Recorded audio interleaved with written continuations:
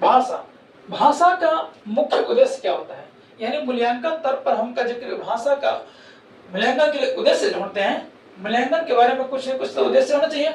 जब हम भाषा सिखा रहे हैं तो उसका उद्देश्य भी होना चाहिए, किस लिए सिखा रहे हैं भाषा, है कि नहीं।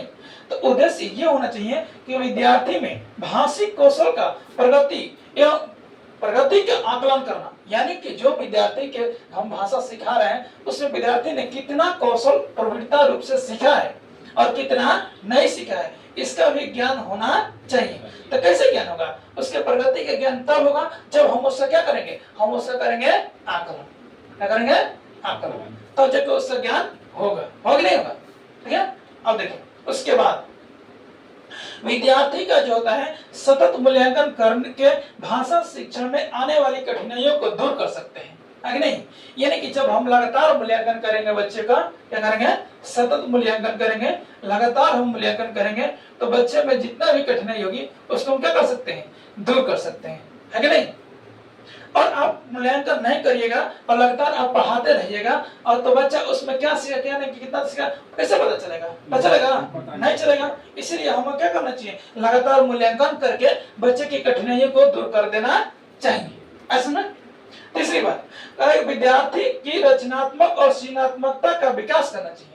जब हम मूल्यांकन के उद्देश्य है तो उसमें रचना के तौर पर और जैसे कि रचना बनाकर, ठीक है, रचना करके, रचना गढ़ के, और सृजन का मतलब होता है दिमाग और बुद्धि विवेक से, ठीक है, कितना बच्चा अपने दिमाग और बुद्धि विवेक से सृजनात्मक ज्ञान कर रहा है, सृजनात्मक ज्ञान बता रहा है, और उसको करना चाहिए उसका विकास। यानी विकास में ही मूल्यांकन का उद्देश्य ये होना चाहिए कि बच्चे ने रचनात्मक ज्ञान को कितना ग्रहण किया है, सृजनात्मक ज्ञान को कितना ग्रहण किया है, ये उसको पता लगाना चाहिए। कोई दिक्कत। उसके बाद लास्ट में छात्रों की योग्यता, रुचि, कुशलता, ये सब का भी ध्यान रखना चाहिए। जब आप मूल्यांकन के उद्देश्य पढ़ा रहे हैं तब, या मूल्यांकन का अकॉर्डिंग बता रहे हैं तब, कि बच्चे के अंतर में क्या जो बता रहे हैं भाषिक उद्देश्य, भाषा शिक्षण, तो क्या बच्चे ने उस योग्य है, बच्चे में वो योग्यता है, समझने लायक है, कुशलता उसमें है, बच्चे क्या उसमें रुचि ले रहे हैं, याद का पता भी लगाना, उनके अनुसार शिक्षण विधि को अपनाया जाता है और शिक्षण विधि के माध्यम से भी सारा ये मूल्यांकन के उद्देश्य में आता है। कोई दिक्कत।